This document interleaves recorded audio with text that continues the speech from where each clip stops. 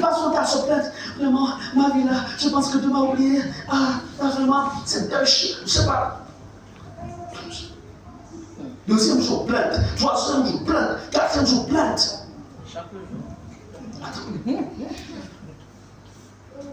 Un moment.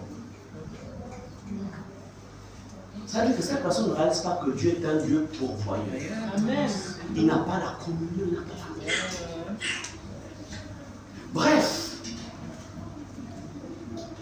Jésus, si vous cherchez Jésus avec des personnes qui ne sont pas au même niveau que vous, ces personnes vont contribuer en fait à la baisse de ce que vous possédez.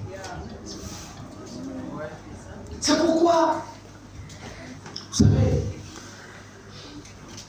je sais faire une différence entre une relation de travail, entre homme de Dieu, entre pasteur, comme ça, et une relation d'amitié. C'est deux choses différentes. Je peux me retrouver dans les conférences, on fait une séance de travail, etc. On peut se retrouver, mais ça ne veut pas dire que je veux me tisser d'amitié avec tout le monde. Non, je ne me tisse pas d'amitié avec tout le monde. Même si la personne est archibishop, bishop, tous les titres qu'on peut donner, moi les titres ne m'influencent pas. Ce qui m'influence, c'est la présence de Dieu. Ce qui m'influence, c'est l'amour que la personne manifeste par rapport à Dieu. C'est cela que je recherche, la vie manifestée de Dieu. Ce n'est même pas la prédication de quelqu'un qui m'influence. Je vois si cette prédication est vivante dans ta propre vie d'abord. Est-ce que vous comprenez cela? Sachez faire la différence entre le fait de travailler ensemble et se tisser d'amitié. S'ouvrir à un frère, s'ouvrir à une sœur. C'est deux choses différentes. Est-ce que vous comprenez cela? Mais regardez comment Jésus a fonctionné. Jésus, il a en face de lui la masse. Il annonce un message sur la parabole du semeur. Il donne tous les points. Mais après, qu'est-ce qu'il fait? Il se retire avec les 12. Et ce sont les 12 qui ont la révélation de ce qu'il est en train de dire sur la parabole du semeur. Amen. Avec qui cherches-tu Jésus? Comment? Où le cherches-tu? Ces femmes, la Bible nous dit, elles trouvèrent que la pierre avait été roulée de devant le sépulcre, et étant entrées, elles ne trouvèrent pas le corps de Jésus, du Seigneur Jésus. Il y a même eu, dans l'autre version, disent qu'on a volé le corps de Jésus. Alors que Jésus avait annoncé sa résurrection. Ces femmes ont vécu, ont cherché Jésus sur la base de leurs émotions, sur la base de leurs sentiments, sur la base des circonstances. Les sentiments, les émotions, les circonstances ne vont pas vous permettre de trouver le réel Jésus. C'est pourquoi Dieu, dans son amour et sa compassion, il va prévoir qu'il y ait un ange donc, dans ce sépulcre, dans le tombeau. Alors la Bible nous dit ceci, au verset 4, comme elle ne savait que penser de cela, elle avait oublié la parole. Vous savez pourquoi ils avaient oublié la parole? Parce qu'ils avaient laissé prévaloir leurs émotions. Écoutez, lorsque vous êtes constamment connecté à la parole, chaque jour, vous êtes connecté à la parole de Dieu. Vous lisez la parole de Dieu chaque jour. Vous lisez la parole. Le matin, la parole. Dans la journée, vous avez un espace de temps, la parole. Le soir, la parole. Chaque jour, la parole. Aucune circonstance. Aucun problème. Oui, l'ennemi viendra. Mais comme un fleuve, la parole de Dieu en toi mettra en fruit tes âmes. Elles sont submergées. Elles ne savent pas ce qui se passe. Mais il est où Jésus encore l'autre zéro. Ils ont oublié la parole. Combien d'enfants de Dieu, combien de chrétiens oublient la parole face aux problèmes, face aux situations difficiles? Ils oublient la parole.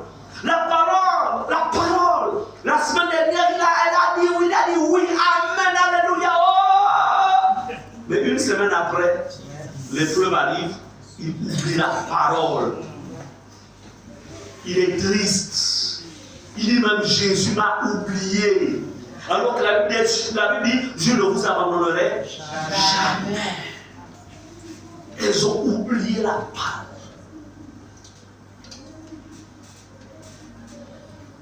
Dites Seigneur Jésus. Seigneur Jésus. Aide-moi. Aide-moi. À ne jamais oublier ta parole. À ne jamais oublier ta parole.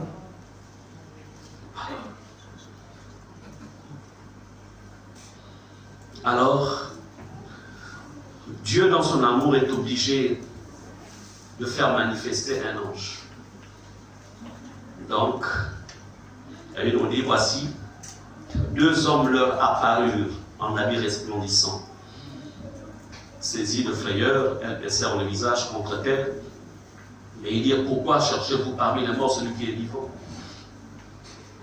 Pourquoi cherchez-vous parmi les morts celui qui est? Attention, tu cherches Jésus avec qui? Un mort. Le frère là est mort. Le corps que tu as là, marché là, en fait c'est juste le corps. Il est mort.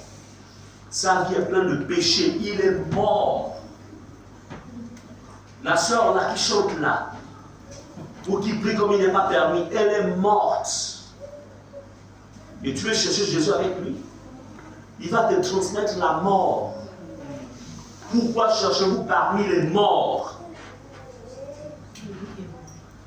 La Bible déclare que l'âme qui pêche est celle qui mourra. Donc un chrétien pécheur est mort. Un pasteur pécheur est mort. Un apôtre pécheur est mort. Son titre là ne va pas le sauver. Il est mort. Ces prédications conduisent à la mort. C'est la théologie, c'est juste l'intelligence qui parle. Il est mort. Et il dit la chair est faible, l'esprit est bien disposé. Tu es mort.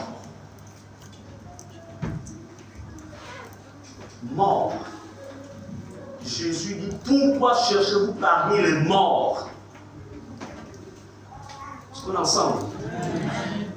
Je prie Dieu que je ne meurs jamais. Je ne veux même pas mourir, parce que je vais aller au ciel. Je préfère tout perdre sur la terre, d'aller au ciel. Ça là, on monte, on descend. Je vais aller au ciel. Parce que c'est toute une éternité. Ce n'est pas 100 ans, ce n'est pas 200 ans, ce n'est pas 300 ans, c'est toute une éternité. Ne fondez pas votre éternité. Je vous en supplie. Ne fondez pas. Amen. Payez le prix. Ne fondez pas. N'oubliez pas que pour que nous soyons sauvés aujourd'hui, pour que nos noms soient marqués dans le livre de vie, Jésus a payé, il a pris le risque de devenir un homme. Dans sa faiblesse, l'homme dans la faiblesse, il était à la portée des ténèbres. Il a pris un risque. S'il échouait, c'était terminé pour l'humanité. Il a pris le risque. Tout ce que nous ressentons là, il a senti ça. Toutes les tentations qu'on a, il a senti ça. Les colères, là, tout ce que nous ressentons là, il a ressenti ça. Est-ce que vous comprenez cela? Il est écrit qu'il a appris l'obéissance par les choses qu'il a fait. Il a appris l'obéissance. Et il a fait tout ça, pas pour lui, pour vous et moi. Ne faites pas ça. S'il y a un choix, je préfère rester seul avec Jésus que d'avoir en fait l'assentiment de tout le monde, mais dont tous sont morts. Je refuse. Est-ce qu'on est ensemble? Jésus dit, pourquoi? Pourquoi cherchez-vous parmi les morts? Pourquoi? Celui qui est ressuscité. Pourquoi? Pourquoi cherchez-vous parmi les morts? Dieu vous a donné les yeux pour voir. Il a dit, c'est à leurs fruits que vous les reconnaîtrez. créé. Il n'a pas dit c'est par des grandes églises que vous les reconnaîtrez. Mais c'est par leurs fruits. Même si on parle d'une grande église. C'est pas mal, hein? On est d'accord. Mais merci pour la grande église. Et c'est le fruit que je veux voir. Oui. L'amour. Le fruit de l'esprit. Galates 5, 1, l'amour, la paix, la joie, la bonté, la bénignité, la tempérance, etc., etc. Parce qu'on ensemble. Il n'a pas dit c'est à leur miracle que vous les reconnaîtrez. C'est pas un miracle. Il a dit c'est à l'heure. Nous sommes dans les temps où il y a beaucoup de miracles qui se font mais qui ne viennent pas de Dieu. Qui viennent de la sorcellerie, certains sont dans la magie. D'autres sont dans la sorcellerie, etc., etc. Mais ils portent des vestes avec des micros. Nous sommes dans la sorcellerie juive, qu'on appelle la cabale juive. C'est à l'intérieur. Le temps vient aujourd'hui de donner des enseignements là-dessus. Comment reconnaître un homme de Dieu qui est dans la cabale juive? La cabale qui est la sorcellerie religieuse, la sorcellerie juive. Plus précisément la sorcellerie du judaïsme dans sa version actuelle. Comment reconnaître? Ils sont pleins comme ça. Est-ce qu'on est ensemble? Je vais vous enseigner. Parce que ma responsabilité, c'est de vous ouvrir les yeux. Amen. Et vous serez responsable de ce que je vous donnerai.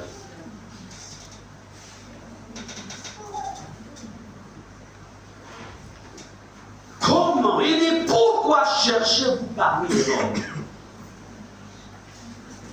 Il n'est point ici. Donc le tout n'est pas de chercher Jésus. Où est-ce que je cherche Jésus? On ne cherche pas Jésus dans les choses qui ne sont pas conformes à la parole. Il y a des gens qui cherchent Jésus avec le sel. Qui vous a dit que le sel va te permettre de retrouver Jésus? On prend le sel, on va jeter, on va déposer le sel pour chasser les démons. Qui vous a dit que le sel chasse les démons? Et puis, mais puisque c'est une pratique de sorcellerie en fait, il y a un esprit qui va exaucer cet acte. Mais ce n'est pas l'esprit de Dieu, c'est un démon.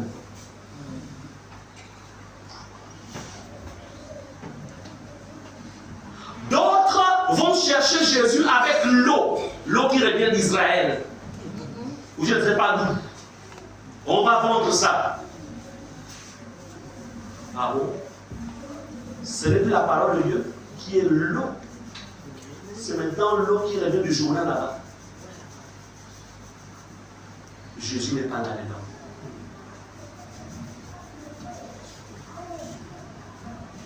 D'autres, c'est une huile qui vient. L'huile. Si vous achetez l'huile, c'est ce qu'ils disent, hein, pas moi. Cette huile-là guérit tout. C'est ce qu'ils disent. Parce que ça revient d'un pays.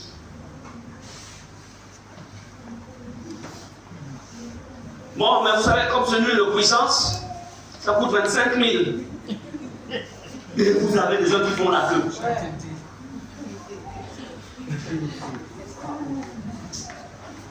Peut-être, vous souvenez, assois-toi d'abord là. Voilà, assois-toi là. C'est pas celui qui vend lui. Si les gens viennent, viens d'abord. Bon, on fait une simulation. Hein. Et tu lui dis, bon, tu sais, quand tu touches, il faut que je touche ta tête. Et ça, quand tu mettras l'huile là, ça va marcher, va toucher ça. Donc, la tête. Tout ça. Il dépose 25 000. Merci. Bien, mais toutes ces choses-là, c'est de la sorcellerie dans l'église. Tu vas prendre l'huile d'olive, tu achètes ton huile, tu es un enfant de Dieu, tu proclames la bénédiction de Dieu sur l'huile, et la bénédiction s'attache à ça, et là tu appliques les démons fuient.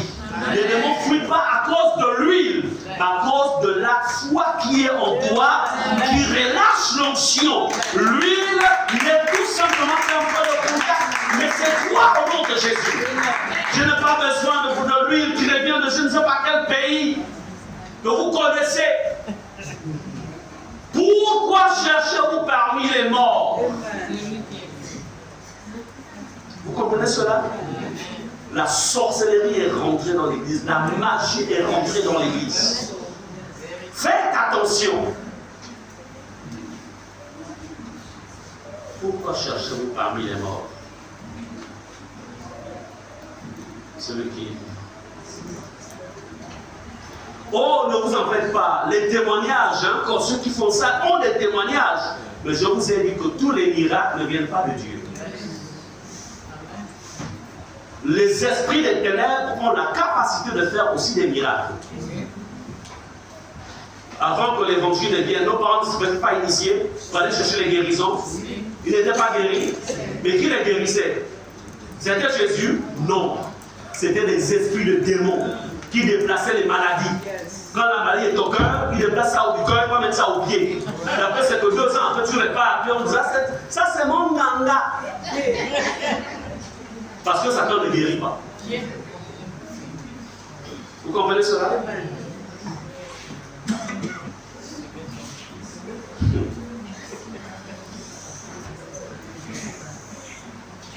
Bien-aimés, ce que je voudrais que vous reteniez ce matin, ce que Jésus, on ne le trouve pas n'importe où. Jésus ne se trouve pas avec n'importe qui, on ne le trouve pas chez n'importe quelle personne. Alléluia. Et voyez-vous, au verset 7, la Bible dit, et qu'il disait, il faut que le Fils de l'homme soit livré entre les mains des pécheurs, qu'il soit crucifié et ressuscité le 3e jour. Verset 8, la Bible dit, et elles se souvinrent des paroles de Jésus. Waouh! À chaque fois que tu seras dans une situation, souviens-toi des paroles de Jésus. Souviens-toi de ce que Jésus a dit. Lorsque tout va bien, c'est là que tu lis la parole. C'est là que tu médites la parole. C'est là que tu te nourris de la parole. Parce qu'il viendra un temps où tu n'auras plus le temps de lire la parole. Je veux te dire une chose. 2 heures du matin, 3 heures, tu es attaqué, visitation par un esprit de sorcellerie. Tu sors du cauchemar. Tu as le temps de prendre la Bible, de chercher là où se trouve Marc 16, 17. Tu es sûr? Non. Il n'y a pas le temps. Déjà que tu es en train de trembler. Parce que tu ne comprends pas trop qu'est-ce que ça veut dire ce cauchemar-là. On est ensemble. Amen. Mais la parole de Dieu encore te dira, voici les miracles qui accompagneront si tu cru. En mon nom, ils chasseront les démons au nom de Jésus. Amen. Et tu bombardes. Est-ce qu'on est ensemble? Bien-aimé, la Bible dit, alors les tours du sépulcre, j'aime bien la version parole vivante qui dit, elles quittent le tombeau, donc elles quittent le tombeau et elles vont raconter tout cela aux 11. C'est-à-dire que, vous voyez, elles sont allées au tombeau pour aller chercher Jésus, mais Jésus n'était plus au tombeau. Elles ont compris que Jésus n'était pas là. Qu'est-ce qu'elles ont fait? Elles ont quitté le tombeau. Je voudrais te dire ce matin, quitte le tombeau. Quitte le tombeau. Il y a des relations qui sont des tombeaux. Il y a des connexions qui sont des tombeaux. Dieu te dit, quitte.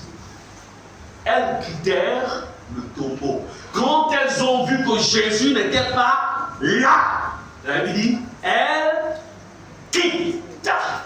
Elles quittèrent le tombeau. Il y a des fiançailles qui sont des tombeaux.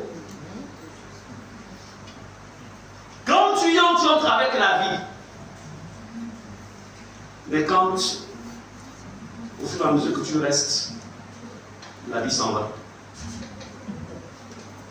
La vie de prière n'est plus là. Ce sont maintenant les disputes, les jalousies. Mais moi, je ne comprends pas. Toi, tu avec la soeur, c'est comment? Hein? Dis-moi un peu. C'est comment? Dis-moi. Même que fiancé, c'est déjà comme ça. Même, il y a déjà le soupçon. Tu ne comprends pas. Attends, soeur. Attends, je ne comprends pas. Depuis un moment de temps, je vois que le fait qui tourne là, c'est tombeau. Parce que l'amour ne soupçonne pas. Tombeau.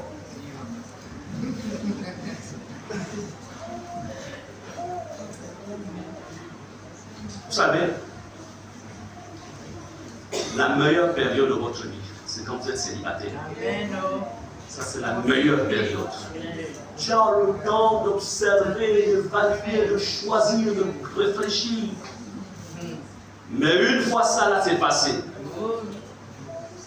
Amen. Tu dis on a si je savais. Si je peux encore devenir jeune, on ne devient jamais jeune.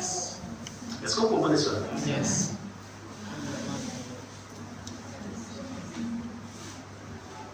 Il y a ce qu'on appelle, donc je suis en train de vous faire comprendre. Ces femmes ont quitté le tombeau parce qu'elles se sont rendues compte que Jésus n'était pas là. Il y a des églises tombeaux. Tombeau, il n'y a pas la vie de Jésus.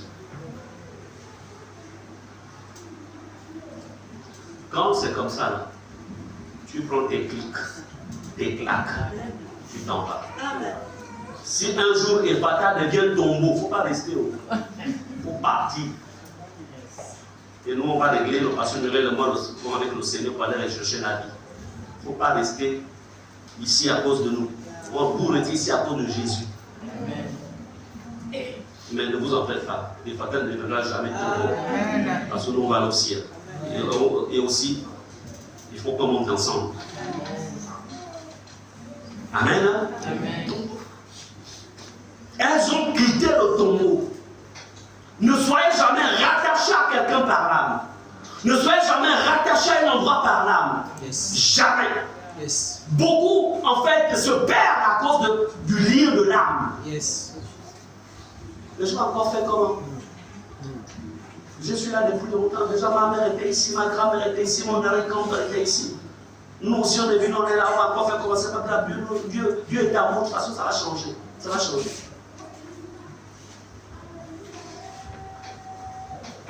Ces femmes-là, quand elles se sont rendues compte que Jésus n'était pas là, elles ne sont pas restées. Elles sont sorties. Elles sont parties. Quitte le tombeau. La première chose qu'il faut que tu identifies, qu'est-ce qui dans ta vie s'est retrouvé dans un tombeau? Qu'est-ce qui est retrouvé? Ça peut même sur le plan familial. Il y a des relations tombeaux.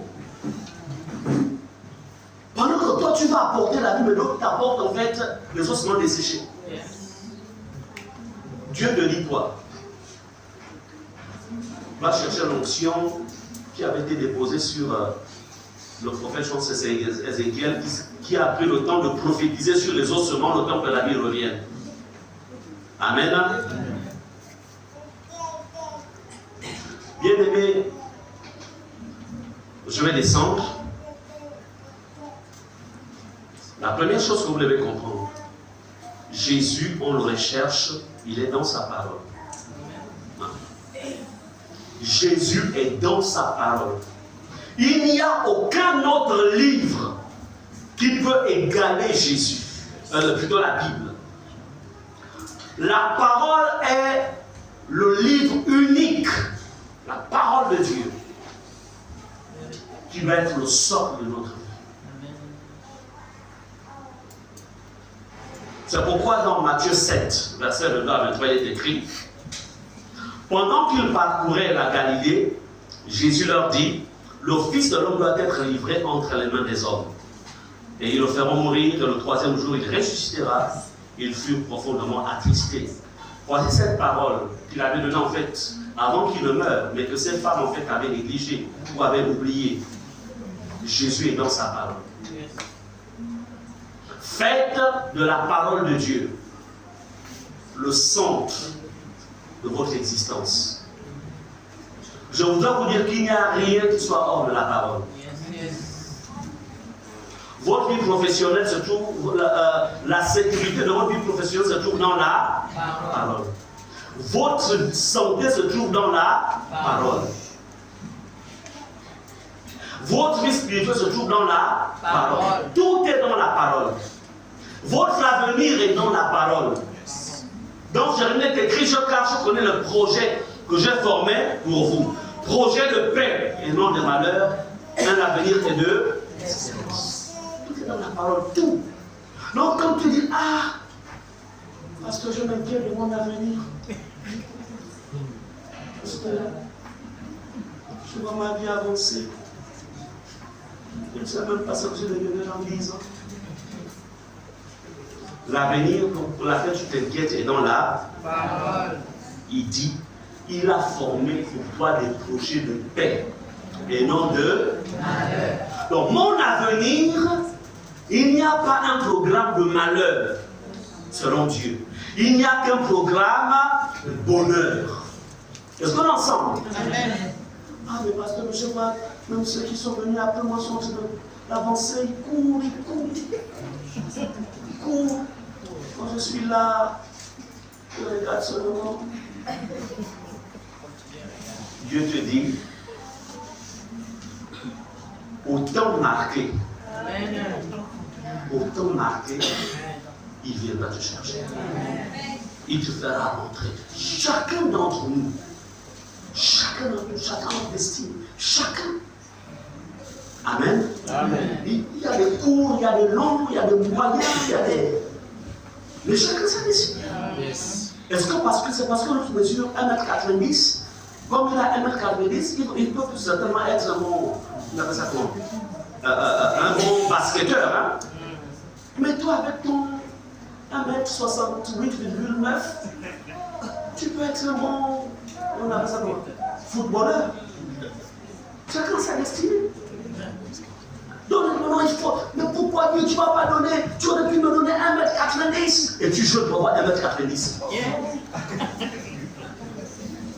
Pas de temps de jeu, non. Tu t'es trompé, il faut que je 1m90. Non.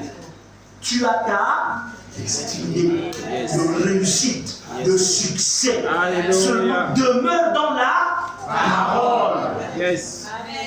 Ne regarde pas les autres.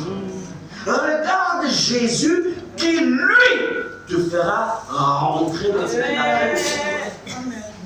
Amen. Amen. Beaucoup se font piéger parce que vous évaluez votre vie, votre réussite sur la base d'une comparaison. Non. N'acceptez jamais la comparaison. Si vous entrez dans la comparaison, vous bloquez le processus de Dieu pour votre vie. N'acceptez pas la comparaison. Même s'il est arrivé que tu te sois trompé, il n'y a pas de problème. Dieu, c'est quelqu'un qui vient redresser les choses. Amen. Vous pensez vivre dans ce qu'on appelle une forme de fatalité. De toute façon, j'ai cherché, j'ai joué, encore fait comme ça. Non! Je refuse. Seigneur, je me suis trompé. Pardonne-moi. Mais Dieu, celui qui change les temps et les styles, Amen. C'est ça que dit la parole de Dieu. C'est un Père. Jésus a déjà été jugé pour nous. Donc je refuse de vivre un jugement. Amen. Je refuse.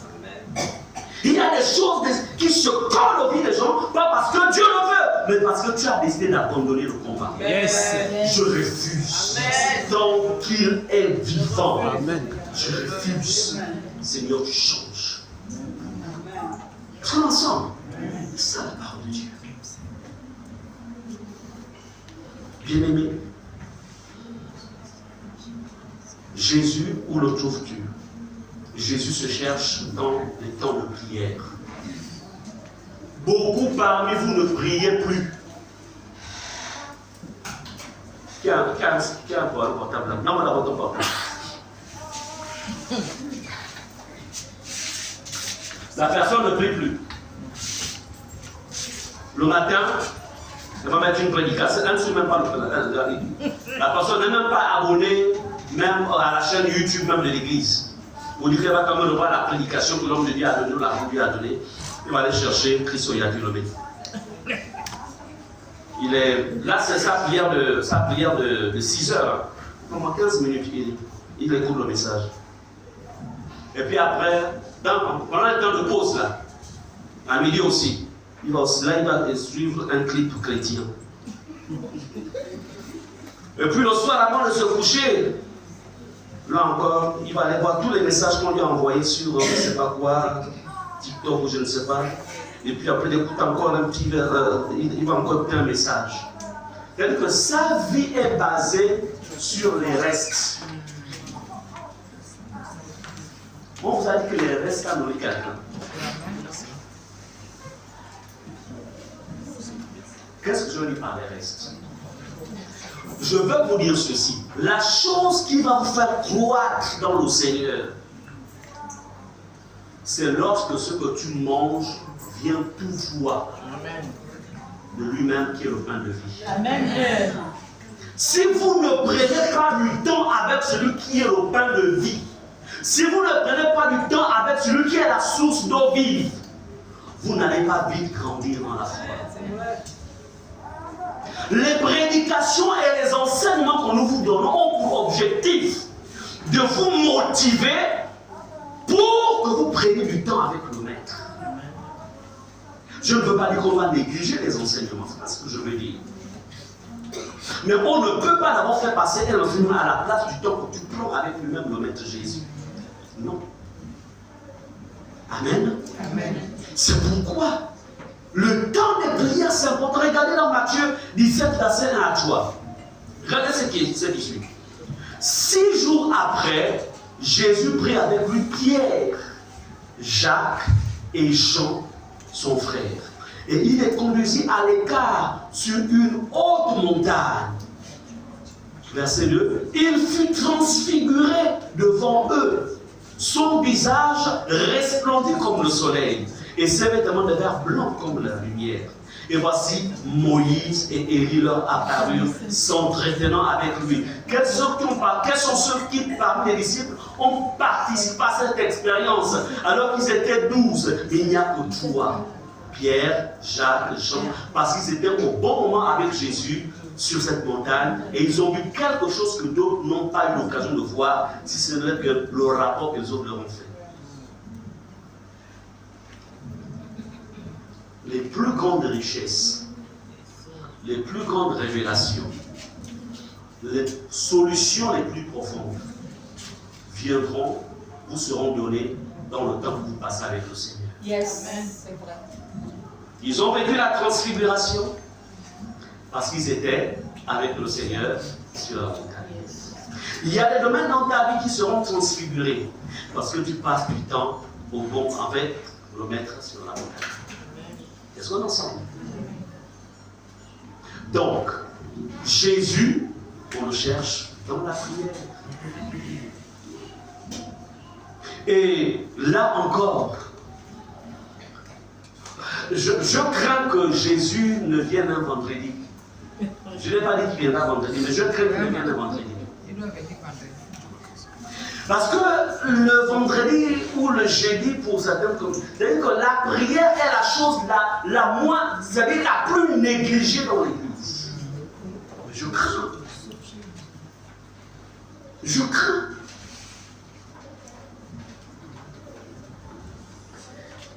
Et vous voyez, cela prouve en fait le degré de la relation que vous avez avec le Seigneur. Donc, comprenez que la prière occupe une place. C'est l'endroit où Dieu t'attend. C'est là qu'il t'attend. Dans ta maison, dans ta chambre. Ok, il y a des travaux, il y a des études, etc. Il y a l'école qui reprend, il y a le travail. Oui, c'est pas faux. Il y a beaucoup de choses à faire. Mais il est important d'avoir toujours le temps avec le Seigneur. La vérité, c'est que pour avoir du temps avec Dieu la nuit, il faut que tu dormes tôt. Mais si quand tu rentres dans la chambre, tu es sur tes appareils, tu commences par WhatsApp, TikTok, Facebook, Messenger, Instagram, Snapchat.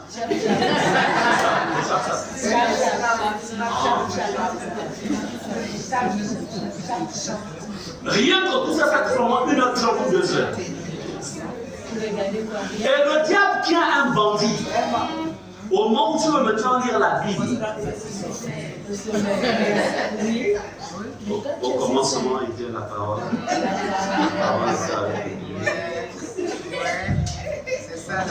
La parole est avec Dieu. Et Dieu dit, l'Éternel est mon berger. Bon, je prie à 4 heures du matin.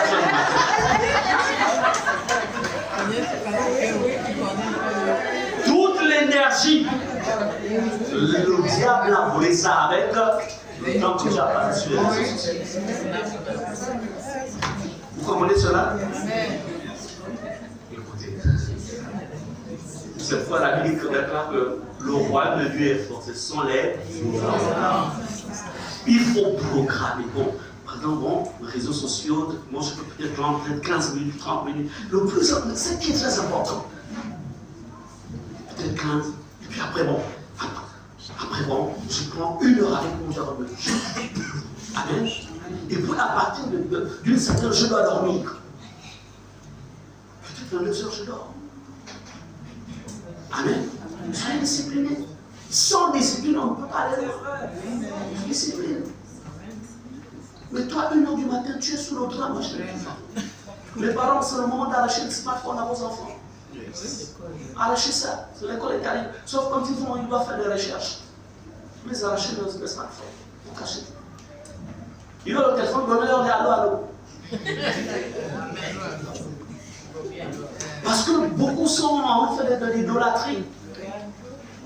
Même si c'est lui qui a acheté, il est dans ta maison. Ah non, touche-moi, c'est moi qui ai acheté ça, papa. Non, non, non. Mais tu habites chez qui? Tu participes à la location, mais tu vas dans cette vie.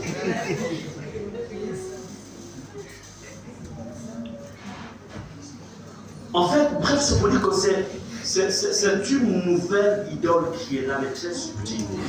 Hier, c'était la télévision qui était une idole. Mais les smartphones sont des idoles. Ah, quand je dis arracher, ce n'est pas une manière méchante de le dire, mais c'est pour discipliner les gens. C'est pour les préserver. Est-ce que vous comprenez cela? C'est pour les... Maintenant, un enfant tu sens qu'il est vraiment converti. Il a la maîtrise, il arrive à gérer ça. Pas de problème.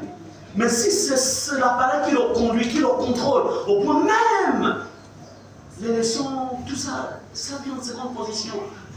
Non, là, il faut le discipliner. Amen. Amen. Puis il met le dernier point.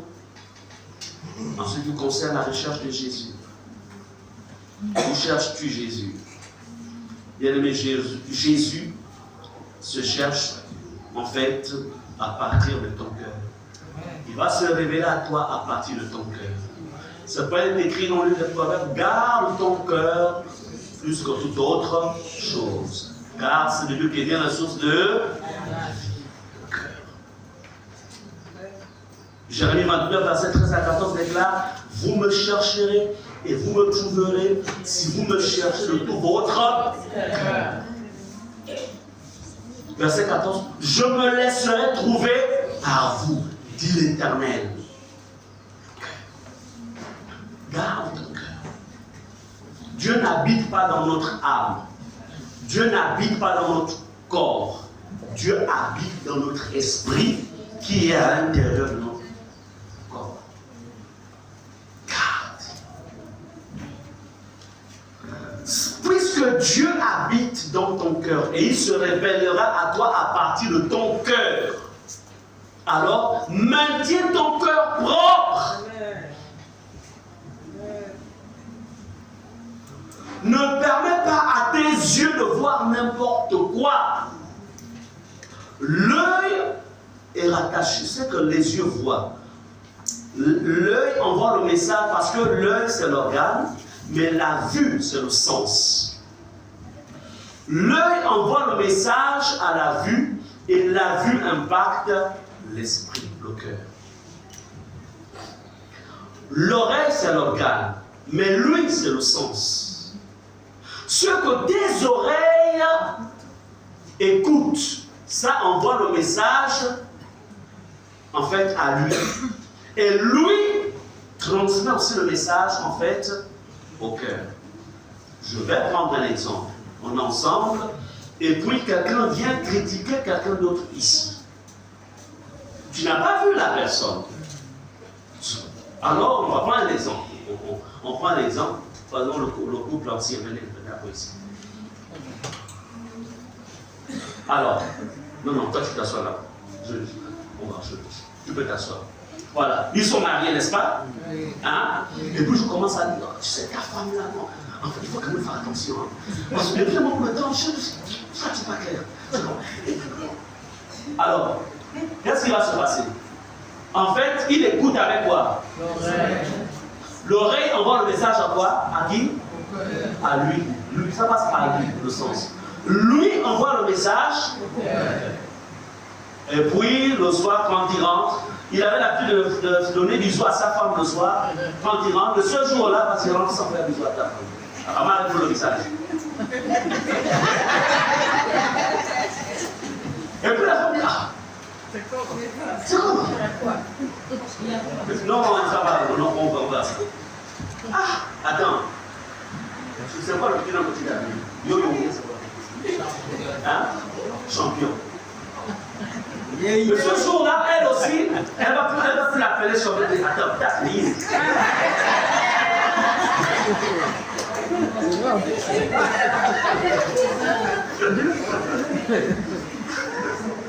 Tout ça parce que quelqu'un a infecté les oreilles de son mari champion. Donc vous comprenez que ce qu'on écoute, ça peut affecter notre cœur. Ça affecte la paix, ça affecte la confiance, ça peut même affecter l'amour.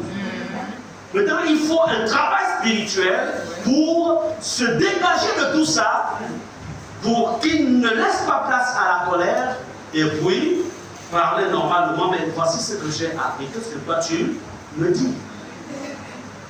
Donc, comprenez que Jésus se révèle à partir de ton cœur. Bien-aimé, comme aime souvent dire le pasteur Muriel, on n'achète pas la Bible en un jour, on ne va pas achever toute la Bible aujourd'hui. Et la question qu'on peut se poser, où cherches-tu Jésus? Marie de Magdala et les autres femmes sont allées chercher Jésus au tombeau alors qu'il n'était plus au tombeau. Fermons nos yeux, s'il vous plaît, si les chants peuvent se positionner. Nous ne voulons pas être en fait de ces chrétiens qui mènent une vie chrétienne juste parce que c'est peut-être la mode, mais nous voulons vraiment une vie comme dans l'une de mes prédications, une vie d'impact en fait. Une vie non pas seulement dont ta propre vie est impactée, mais aussi qui impacte ton environnement. Yes. Mais voyez-vous, pour qu'il en soit ainsi, il est vraiment important, il serait important que nous comprenions que Jésus se cherche chaque jour de nos vies et qu'il ne se cherche pas avec n'importe qui. En fait, il faut des personnes qui ont la même, je dirais,